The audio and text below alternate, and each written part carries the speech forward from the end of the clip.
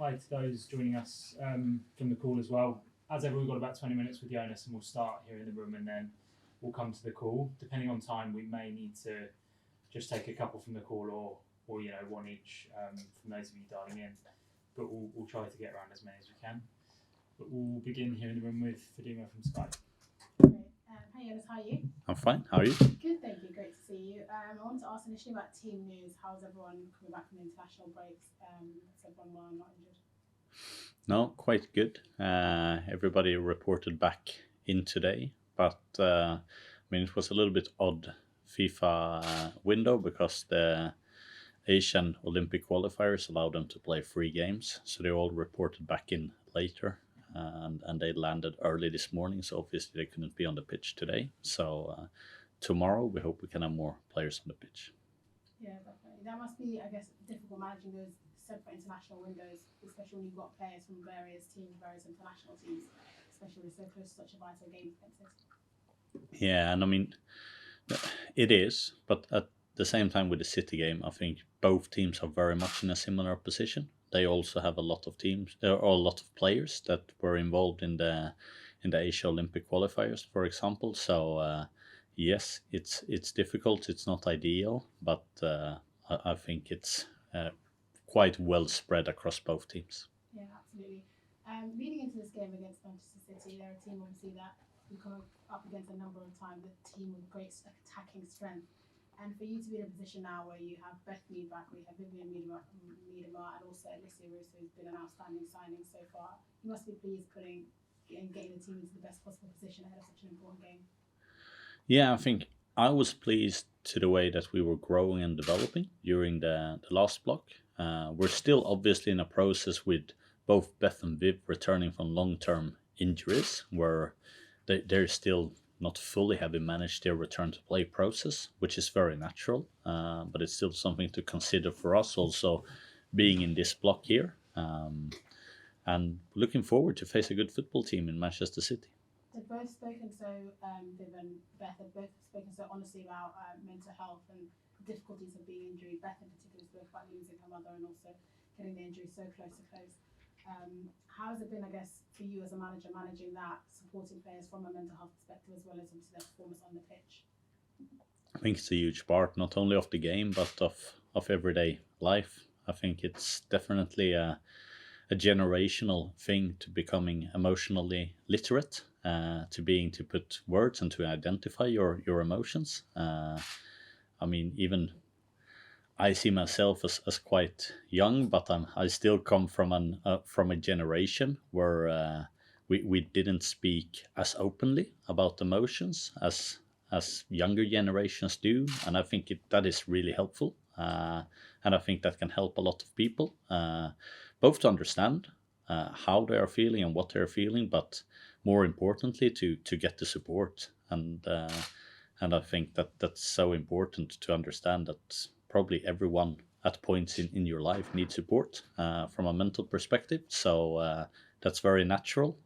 So I think it's great when we have role models on the very top that speaks about those situations, because I think it can encourage a lot of people that look up to them to also understand that it's natural for them to seek help in situations.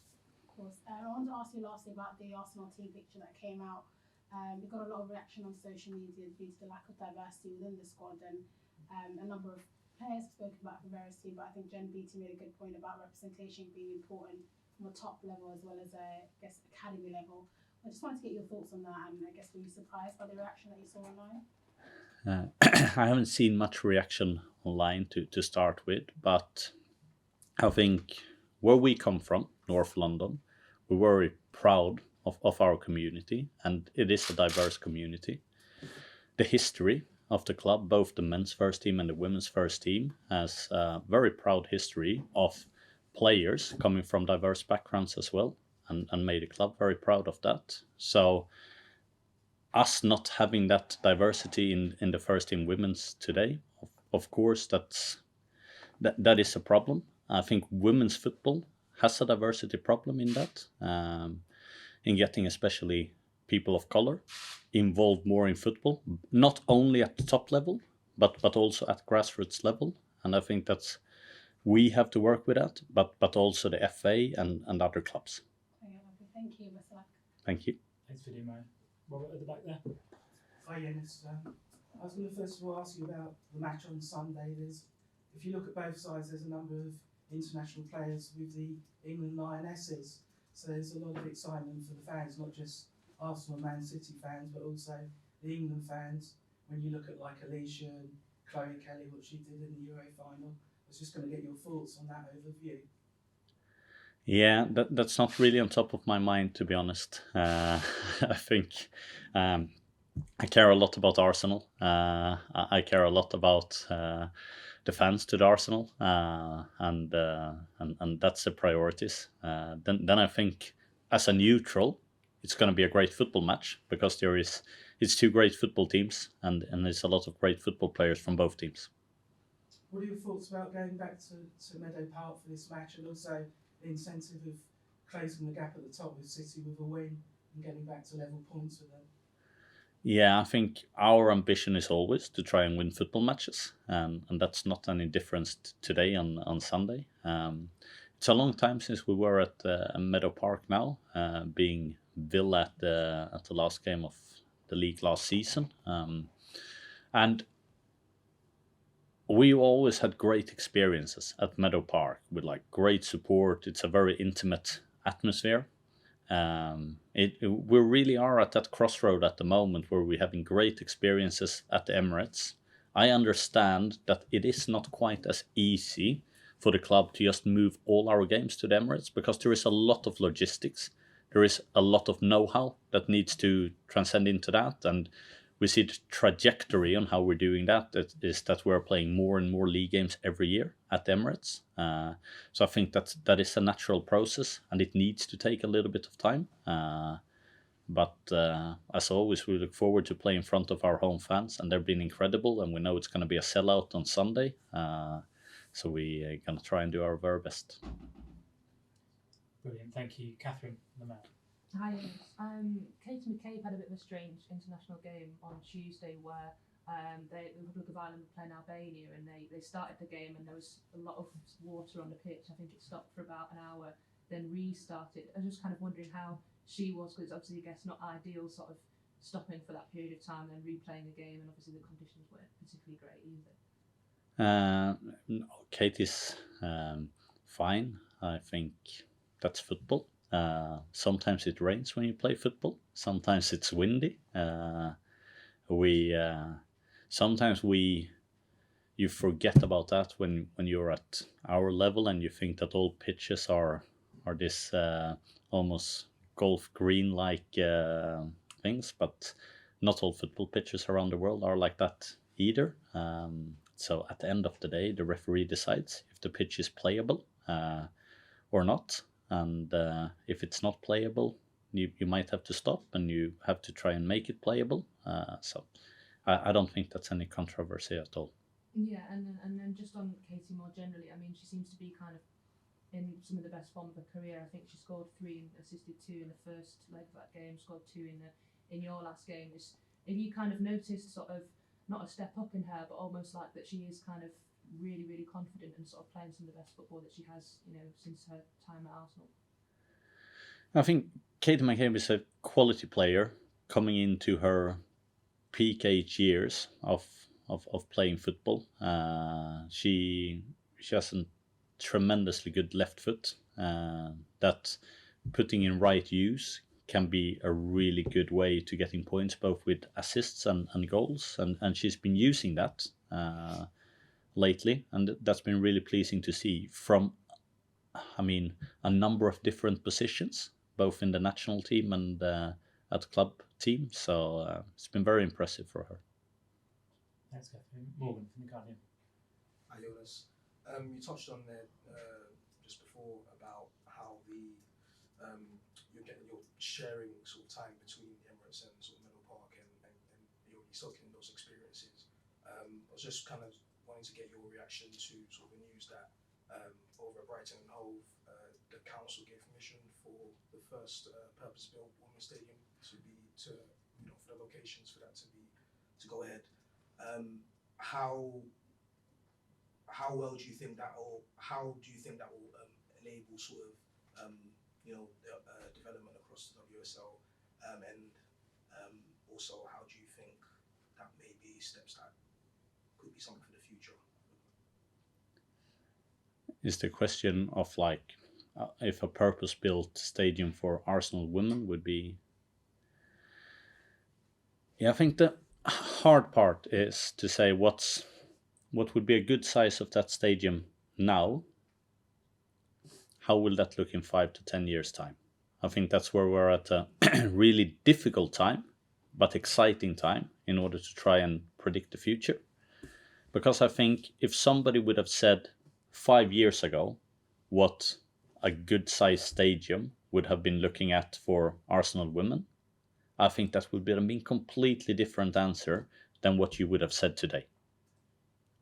And I think the answer that most people would say today would be a good size. I think in 5 years' time, people will say, oh, that's too small. And maybe then Emirates is of the perfect size for it. So I think it depends all on the club for it. But the ability to sell out stadiums, I think it's a very important component in football, because I always think it's a special feeling in going into a sellout stadium. It creates a really good atmosphere.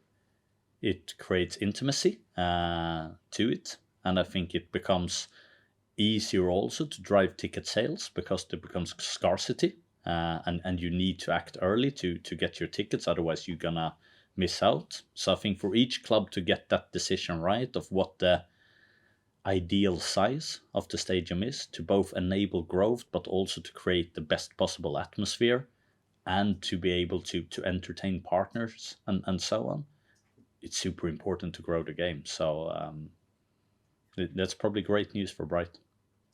Thank you. Thanks, Morgan. We'll come to the call now. Tim, do you want to begin? Yeah, sure. Before I ask my question, I just wanted to get some specifics on the teams with Lena Herzig and Amanda Illichstedt, and I saw Leah Volti came off in the Switzerland game, and whether they'll be available. Yeah, they're all in contention for Sunday. It was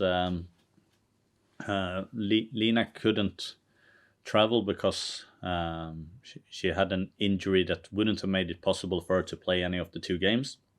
So it didn't make sense for her to go, but it doesn't rule her out for this weekend. Amanda did travel, but the game here on Tuesday came too quick. Still doesn't rule her out here on the weekend. That's why she traveled back. And Leah Velti was in the moment. She had to go off, but that's not anything that concerns us long term. Okay, thank you. And just my actual kind of question is around this season. One of your challenges around, let's say, balancing squad rotation and chemistry, maybe not the challenge you had in your first 2 seasons. You had a big squad in your first season, maybe not all the players you wanted. Couldn't really rotate last season due to injuries, but now you've got lots of options. I think I can see in the team selection different game plans. And how do you assess that challenge between rotation but maintaining the team chemistry, maybe like Man City's got at the moment? Yeah, it's. I think the starting point, and this is really important for any manager, the starting point has to be what's best for the team. If the starting point is to trying to please all players in the squad, that's never going to be possible. And that's one of the things that you will ask any manager with a big squad and saying, of course, that's the problem with it, is how you keep everyone motivated for all performances that they have. And I think we work really well with that. The players work really well with that. The benefit is that we have lots of option, we have lots of competition in the squad, but the decisions on which player to play can never be based on niceness. It can't be based on to please anyone either. It has to be based on what's best for the team. And we will have a block now in front of us where we will play a lot of matches. It's going to be tighter turnaround times than it was in the first block, and that will mean that we will be needing to use the squad in a deeper way than we did in the first block, and I'm actually very excited about that because I think we have a lot of qualities in the squad, and I'm really looking forward to see the players play. Thanks, Jonas. See you Sunday. See ya. Thanks, Tim. We'll take a few more from the call, Dan. Hi, Jonas. Hope you're well. It feels like every game this season has really challenged you in a different way. So, how pleased are you that the team have been able to kind of solutionise and, score the goals to be able to get points from what have been some quite difficult situations? Yeah, I think from a mentality perspective, you see the players have been excellent. I think they kept their composure really well, and even if we have been tight for times, a couple of times in games, they have continued to take good decisions and being able to stack situations upon each other to create a lot of pressure against the opponent. So that part has been really good. What I don't want us to be a team is to leave things that late and to be depending on those margins, because sometimes those margins goes your ways and sometimes they just not. And as a team, we need to be able to A, create more, but B, also to capitalize better on what we create earlier in the games, to be able to play with a better scoreline more often. Thanks, Jonas. Best of luck for the weekend. Cheers. Thank you. Thanks, Dan. Asif from Forbes. Hi, Jonas. Over half of Manchester City's goals this season have been headers. Defending crosses has been identified as a weakness in your defence before. So do you think the purchase of Amanda Ilestedt in particular is something that can help you there, or against City is it more important to stop the crosses coming in? It's a good reflection on City. Together with Chelsea, they are the two best teams on attacking crosses, and they use it quite often as well as a weapon. And there is two ways you need to deal with that. One is, like you're saying, is to stop the number of crosses, and you need to have a good structure in order to do that. Secondly, you need to make sure that you have the right structure and the right qualities in order to deal with that. And they have some really strong aerial threats, Man City, but also some good quality on their crossing feeds. So you need to have a combination of it. And yes, Amanda is one player that is very strong dealing with aerial duels, but we also have others. Thanks, Jonas. Best luck. Thank you. Thanks, Asif. Joe? Hi, Jonas. I hope you're doing okay. Just one question from me on goalkeepers. Is Manuela Zinsberger your definitive number one now? And what can Sabrina D'Angelo do to get back into the starting lineup? On the first question, no, we don't have any permanent team selection at Arsenal. Every game is selected by game basis.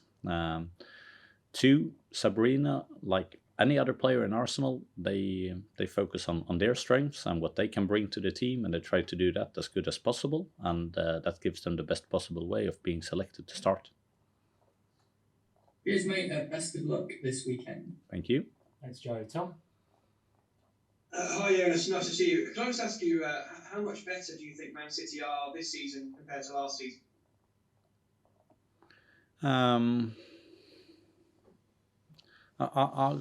I think they were really good last spring. I think you saw them there. They beat Chelsea quite comfortable at home, and I think everybody at that point was starting to talk about them as title contenders and so on. And then at that point they came to Meadow Park, and we, despite injuries and despite a really tough playing program there in the Champions League, we put on a really strong performance and managed to win that game. But